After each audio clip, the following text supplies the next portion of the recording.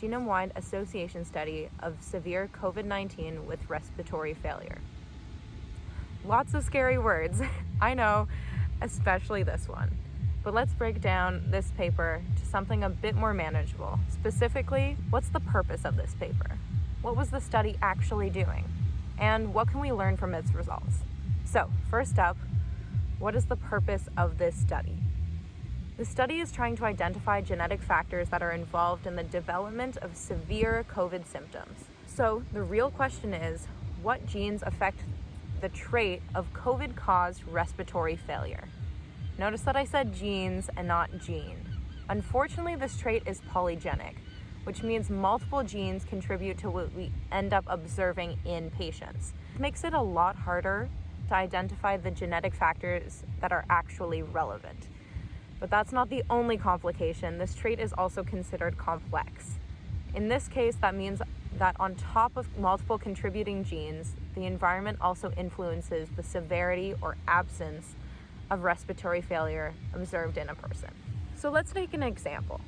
Let's say Bob has a mutation on a gene that puts him at a greater risk of developing severe respiratory symptoms if he gets COVID, but Billy doesn't. Given this difference, Bob and Billy are said to have different genotypes. Now, Bob and Billy are diagnosed with COVID. From what we know about their genotypes, we would expect Bob to be more severely affected, but it's more complex than that. Other genes might be involved, or environmental factors might contribute. If Bob is super healthy, his symptoms might be minor, despite the genetic risk. On the other hand, if Billy eats really poorly, he might have severe symptoms, despite the fact he doesn't have those genetic predispositions. Now, if we flip the environmental situations, we would expect Bob to have even worse symptoms and Billy might be asymptomatic. This is just a hypothetical example, but this concept is known as gene-environment interaction.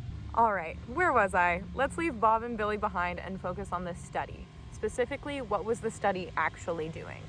The study collected genetic information from 1,980 individuals with severe respiratory failure caused by COVID-19 and an additional 2,381 individuals without this trait of interest. These were used as controls. Both came from either Spain or Italy. At first glimpse, these numbers seem pretty good. There are a lot of individuals involved, and confounding variables can be mitigated with a large control group. However, some of the demographics of their study imposed limitations on the generalizability of their results. First off, approximately 30% of the study participants were women, which limits how applicable the study results are on half of the population. But the greater limitation comes from the focus on individuals from Spain and Italy. This means results might not be generalizable to other ethnicities or individuals of non-European descent, as they are not represented in the sample. All right, now what was actually done with the genetic information from these sample groups? Their genetic information was used in a genome-wide association study. That's the word from the title. More commonly, this is called a GWAS. So let's bring back Bob and Billy to explain what that actually means. To remind you, Bob had a mutation on some random gene, so he had a variant phenotype. And under the same environmental conditions, for both Bob and Billy, let's say Bob experiences respiratory failure, but Billy doesn't. This might suggest there's some relationship between Bob's variant and the development of respiratory failure.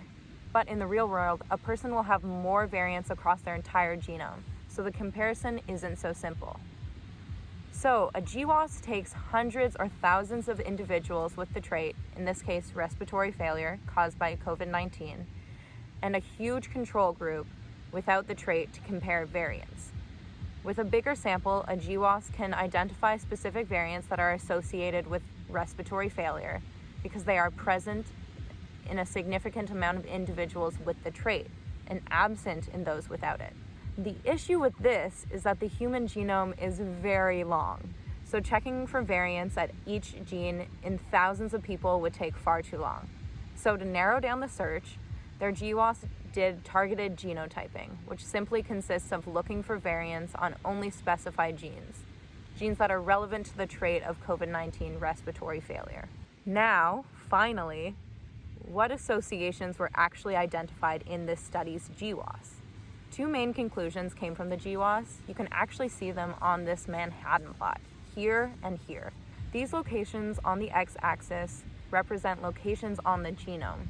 Location 1 consists of 6 genes, a cluster, some of which have roles related to lung functioning, and the second location hosts blood type related genes. The height on the y-axis means there's a very low probability that the association was observed by chance.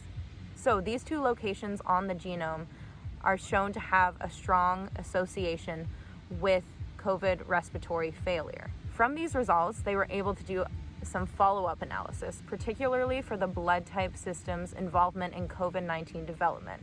They found a higher risk of severe symptoms for those with A blood type relative to other blood types, and a protective effect for those with the O blood type. Now, a clickbaiting article might reword that to suggest people with O blood types are immune to COVID-19. At this point, we know better, but I think it's worth explaining what these results don't mean. The study identified associated genetic factors, not causative ones. As previously explained, many genes and environmental factors contribute to the severity of COVID-19's development. We also can't confirm any causal mechanisms, although the study might point other researchers to look into COVID-19's relationship with the blood group system. And on top of all of this, the association might not apply well to women or people of non-European ancestry. But if you are going to take anything from the study, know that everyone's risk of developing severe COVID symptoms is different, no matter your age, environment, or genetics. So even if you are at low risk, look out for those around you who might be more vulnerable. Wear a mask, wash your hands, and stay home when you can.